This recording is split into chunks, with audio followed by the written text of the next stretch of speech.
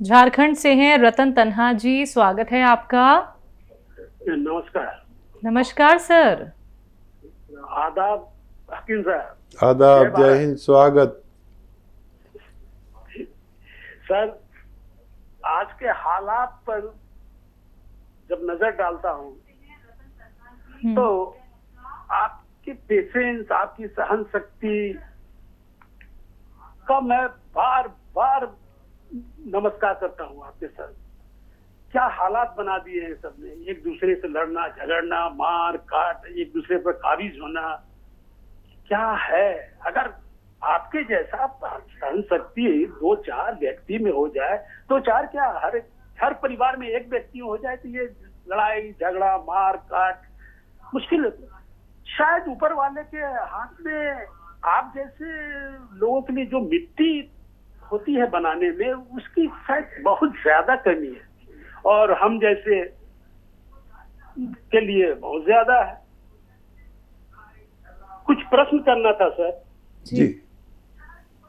ये सुरंजान सीरिया सुगंधा उन्नाव ज्वाइंट फोर्ट जो आपके यहाँ से भेजा जाता है, इसमें कभी कभी सुनता हूँ छोटी हड़ वो किस काम में आती है सर? और दूसरी सर, मूसली, सफेद मूसली, लाल मूसली, काली मूसली, ये सब किस काम में आता है? और तीसरी सर एक जानकारी जो आप नहीं बनाते हैं, एप्पल का सिरका और मूली, गवई भाषा में कहे तो मुरई, इसका कौन कौन सा फायदा है सर? अगर किसी के पास उपलब्ध है तो क्या दिया जा सकता है? पेपर ठीक का है सर। पेपर का क्या कह रहा है? मूली और एप्पल सेब, एप्पल का सिरका। अच्छा जी। और मूली मुरई। ठीक है। जी। हाँ, देखिए, भगवान ने इस कदर मखलूक पैदा की है और उनमें सबसे अशरफ या अफजल यानी बेहतर जो मखलूक पैदा की वो इंसानों की। अच्छा, इंसान इसलिए बेहतर है कि वो सहन शक्ति वाला हो, दरगुजर वाला हो और दूसरों की तकलीफ़ों को समझने लगे और उनकी कुछ मदद करने वाला हो। इंसान जभी बेहतर है, सबसे अशरफ जभी है जब ये सब करने लगे। जब भगवान इंसान को बना रहा था तो फरिश्तों ने कहा कि इसको मत बनाओ, ये बहुत शर फैलाएगा, यानी लड़ाई झगड़ा मारपीट करेगा। तो भगवान ने कहा तुम नहीं जानते जो मैं जानता हूँ। मैं सबसे अशरफ यानी सबसे बेहतर मखलूक बना रहा हूँ। मखलूक मतलब सब भगवान की मखलूक है ना, चरण परंद जीवाणु जितने भी हैं, ये पेड़ पौधे भी उसकी मखलूक है, हर चीज़ उसकी बनाई हुई है।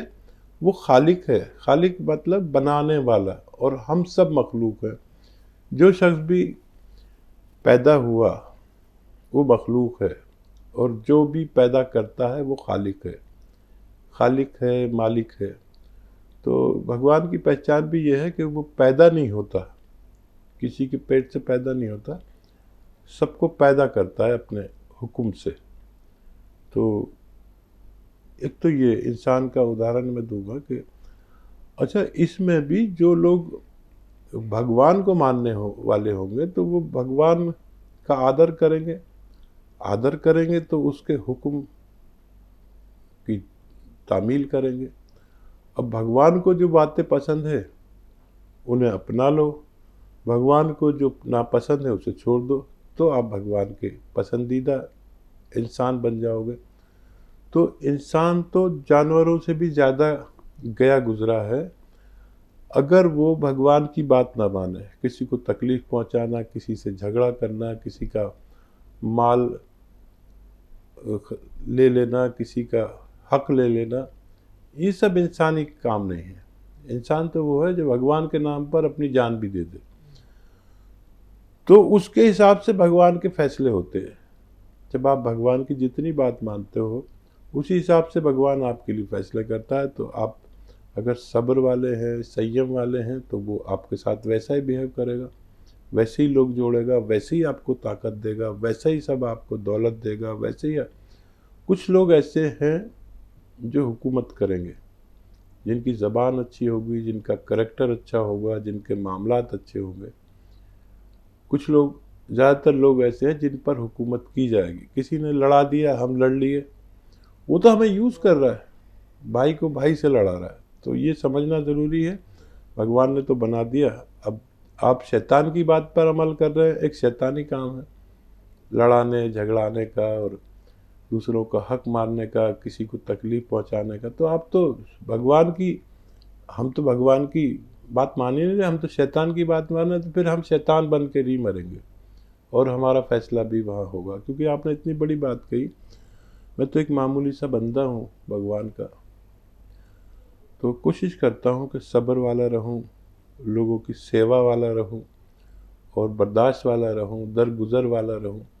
ये तो जो भी कोशिश करेगा उसको उसका फ़ायदा भगवान इस दुनिया में भी देगा और हमारे मरने के बाद स्वर्ग में भी मिलेगा। और हम शैतान को फॉलो करेंगे तो इस दुनिया में भी तकलीफ़ उठाएंगे और मरने के बाद नरक में भी इसकी तकलीफ़ें उठानी पड़ेंगी। क्या सवाल थे इनकी ओर? पहला सवाल था छोटी हड़ किस काम आती है? अच्छा, छोटी हड़ एक बहुत ताकतवर कच्चा फल है जो सुखाकर मार्केट में अवेलेबल होता है। ये ज़्यादातर लोग इसका पाउडर बेचते हैं पेट साफ करने के लिए, और इससे पेट साफ होता भी है। और ऐसा होता है कि आदमी खुश हो जाता है कि अरे वाह, अब मिली है दवा, असली दवा, खाते ही पेट साफ। लेकिन ये नुकसान भी इतना ही पहुंचाती है। शुरू में तो पेट साफ होता है, फिर आंतें साफ होने लगती हैं, आंतों में छाले हो जाते हैं, आंतों का लेमिनेशन ख़त्म हो जाता है। तो अक्सर लोग बुरा भी मानते हैं और कुछ लोग समझदार समझ भी जाते हैं कि हरड़, बहेड़ा और हरड़ काबली, ये तीनों एक ही चीज़ें हैं। इनका इस्तेमाल अगर किसी को करना हो तो पहले अरंडी के तेल में इनको खूब भून लिया जाए, और या बादाम के तेल में, और फिर उसका इस्तेमाल करना चाहिए। तो ये वाकई अच्छा फ़ायदा पहुंचाती है। बहुत ताकतवर ग़िज़ा भी है ये, और ये बालों के लिए बहुत अच्छी है, ये पेट के लिए बहुत अच्छी है, ये जिस्म के लिए मजबूती के लिए बहुत अच्छी है। तो सिर्फ मैं हूँ जो ये कहता हूँ हरड़ को भून कर इस्तेमाल करना चाहिए तेल में। तेल भी अरंडी का या बादाम का तेल ले लें, वरना जितने भी बाबा लोग और हकीम लोग, वैद लोग आते हैं, वो बस यही कह देते हैं हरड़ बहेड़ा आंवला खाओ और ये हो जाएगा वो हो जाएगा, दावे करते हैं। फ़ायदा होता है लेकिन आप ज़िंदगी भर के मरीज़ बन जाते हैं अगर हरड़ को तेल में भूनकर इस्तेमाल न किया जाए। तो इसके नुकसानात हर शख्स को देखने पड़ेंगे। जितने भी ये लोग पेट सफ़ा और ये सफ़ा वो सफ़ा बेचते हैं, ये शुरू में आपको फ़ायदा कर सकते हैं लेकिन ज़िंदगी भर आपकी पेट के इलाज में लग जाएगी।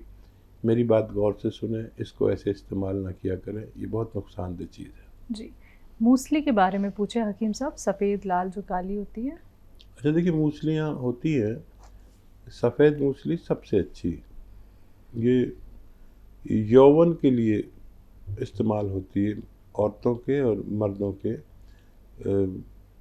मर्दाना ताकत के लिए भी यूज़ होती है और वाइट डिस्चार्ज के लिए भी यूज़ होती है। और काली मूसली भी फ़ायदेमंद है। और जितनी भी मूसलियाँ हैं ये सब काफ़ी महंगी आती हैं और सेक्सुअल मरीज़ों के लिए ये बहुत फ़ायदेमंद है। यूनानी की बेहतरीन दवाएं हैं ये। इनमें भी नकली आती है, सफ़ेद मूसली में भी, और सालिम जो आती है मूसली उसमें भी नकली बनाने लगे। नकलों की भरमार है और आपको असली मिल गई तो फ़ायदा करती है। जी, सिरके के बारे में, मूली और एप्पल का सिरका। हाँ, सिरका देखिए आप इस्तेमाल कर सकते हैं। और वो उसके सबके फ़ायदे अलग अलग हैं और मिलते जुलते भी फ़ायदे हैं। सेब का सिरका आप इस्तेमाल कर सकते हैं। और मूली भी हज़म करती है खाने को, लेकिन मूली में एक ख़राबी ये है कि वो खाने को तो हज़म करती है लेकिन अपने आप बड़ी मुश्किल से हज़म होती है। तो मूली को अगर पीस के इस्तेमाल किया जाए तो ये ज़्यादा फ़ायदेमंद हो सकती है। नेक्स्ट कॉलर हैं दर्शन सिंह जी, स्वागत है आपका। नमस्कार जी। नमस्कार सर। हमारा सवाल है जी, एक बुजुर्ग हैं 75 ईयर के जी। उनको प्रोस्टेट की प्रॉब्लम है, दूधों की। हम्म। और दूसरा सवाल मेरा ये है, एक मरीज है उनका बाईपास हुआ है जी और 4 महीने हो चुके हैं और खून पतले की दवाई चल रही है, क्या उनको सिरका दे सकते हैं? ऑपरेशन को 4 महीने हो चुके हैं। अच्छा, पहले वाला जो सवाल था आपका, उनको प्रोस्टेट में क्या परेशानी, पेशाब तकलीफ से आता है? पेशाब जलन होती है एक तो जी, दूसरा बार बार आता है थोड़ा थोड़ा। ठीक है। अच्छा देखिए, जिनको भी प्रोस्टेट की ऐसी तकलीफ है जो आपके 75 साल बुजुर्ग को है, तो उनके लिए एक अच्छा नुस्खा है, वरना ये बात ऑपरेशन तक चली जाती है। कि देखिए 100 ग्राम अलसी लीजिए, 100 ग्राम अलसी हो सके तो हल्का सा भूनकर इसका पाउडर बना लें। और 100 ग्राम लाजवंती, 100 ग्राम अलसी 100 ग्राम लाजवंती, इन दोनों को मिक्स करके पाउडर बना लें और इसका 1 चम्मच दूध या पानी में मिलाएं। और जब ये पानी को पी ले तो इसमें 1 चुटकी गोंद चिलगोज़ा मिला लें। गोंद चिलगोज़ा अलग रखें, वो भी 100 ग्राम खरीद लें लेकिन अलग रखें। 1 चुटकी गोंद चिलगोज़ा मिला लें और ये 1 खुराक रोज़ाना या 2 बार 2 खुराक ले सकते हैं। खाने के बाद, खाने से पहले पानी से भी ले सकते हैं, दूध से भी। दूध में मिला के लेंगे तो बहुत अच्छा, चाहे 1 कप ही दूध हो तो उसमें डाल देंगे तो ये उसको दूध को पी लेती है। और ऐसे ही ये जाकर आपके प्रोस्टेट को बहुत फ़ायदा करती है। लगातार लेने से उनकी परेशानी हल हो सकती है। इस उम्र में ना ऑपरेशन करा सकते हैं, ना बहुत तेज़ दवाएं दे सकते हैं। ये धीरे धीरे उनकी परेशानी का हल कर सकती है। जी। दूसरा सवाल था? दूसरा सवाल है कि बाईपास सर्जरी हुई है और खून पतले होने की दवाई ले रही हैं, सिरके का इस्तेमाल कर सकते हैं? हाँ, देखिए बड़ा अच्छा सवाल किया आपने। देखिए, अगर सिरका पहले से लेते तो ये सर्जरी की नौबत नहीं आती। अब लेंगे तो दोबारा सर्जरी की नौबत नहीं आएगी। ये सिरका जो मैं अक्सर बताता हूँ, कलौंजी का या जैतून का असली सिरका लें और 2 चम्मच पानी में मिलाकर 1 चुटकी खाने का सोडा उसमें डाल दें और पी लिया करें दिन में 1 बार या 2 बार। आपको ये दोबारा सब नौबत नहीं आएगी जो आ चुकी। और फिर दूसरे वाल और दूसरी नसों में चर्बी बढ़ती है, फिर 2-4 साल बाद फिर वही तकलीफ होती है। कहाँ तक आदमी इतने पैसे खर्च करे और इतना तकलीफ़ उठाए? तकलीफ़ बहुत है। तो ये ले सकते हैं आप 1 खुराक या 2 खुराक। कुछ दिन बाद आपके खून पतला करने की दवाएं भी छूट जाएंगी और ये आप लिया करें कभी कभी। फिर अभी तो लगातार लें, फिर साल में 1-2 महीने लिया करें तो आप हमेशा हमेशा तंदुरुस्त रह सकते हैं। जी। दिल्ली से हैं कमलेश जी, स्वागत है आपका। हाँ जी, नमस्ते मैडम। नमस्कार मैम। सर नमस्ते। जय हिंद कमलेश जी, आपका स्वागत है हमारे प्रोग्राम में। हाँ जी, मैं ये बोल रही थी, वो जो दोनों भाइयों के लिए मैं पूछती रहती हूँ, दवाई नहीं है, मेंटली टायर्ड है, तो मेरा पहले भाई के लिए तो ये पूछ रही हूँ मैं, उसको एक तो रुकावट कैप्सूल दे रही हूँ आपके और एक उसको गोंद मोरिंगा दे रही हूँ और एक वो नमक जैतून, और नमक जैतून में खाने का सोडा के एक तो एलर्जी है उसको, दूसरे पेशाब में इन्फेक्शन है, तीसरे मैंने चिरगोंदा भी मंगाया हुआ है। तो आप ये बताइए, उसको मैं चिरगोंदा भी दे सकती, पेशाब भी रुक रुक के आता है उसको। और जो दूसरा भाई है उसके लिए बोल रही हूँ, जो वो खड़ा होके नहीं चल पाता था, जिसको मैंने S care, tea care, P care और शिलाजी सब कुछ खिला लिया, उसको मैं आप दे रही हूँ क्या कहते हैं आपका ये गोंद चिया दे रही हूँ और नमक जैतून दे रही हूँ। तो मैं ये पूछना चाहती हूँ दूसरे वाले के लिए कि पहले नमक कलौंजी खिलाया मैंने आपका, तो कितना खिला सकती हूँ, कितना नहीं खिला सकती नमक जैतून और नमक कलौंजी, कब तक खिला सकती? 2 डब्बे तो मैं खिला चुकी। हालत क्या है उनकी, तबीयत कैसी है? उसकी तबीयत ये है कि अभी वो ऐसे खड़ा होके कभी नहीं चला है ज्यादा, लेकिन अब पैरों में जान तो है उसको। मतलब मैं उसको खड़ा करती हूँ तो 10 मिनट 2 मिनट ऐसे वॉकर पकड़ के खड़ा हो जाता है। ठीक है मैम। हाँ जी, तो दोनों भाइयों के लिए पूछ रही हूँ मुंबई साहब से। मैं तो आपको काला सियाकुंद खाती रहती हूँ, क्यों कमर में दर्द वगैरह रहता है तो मैं तो ठीक रहती हूँ, उनकी सेवा करने में ही परेशान होती हूँ। हाँ देखिए, आप बहुत सेवा करती, बहुत मेहनत करती है, और जवान बच्चों पर इतनी मेहनत मामूली बात नहीं है, और आपके जो दर्द होता है ये उनकी सेवा से ही होता है। वो तो अच्छा हुआ कि आपको गौनसिया मिल गया और आप अपना इलाज खुद कर लेते हैं, अपने रिपेयर खुद कर लेते हैं।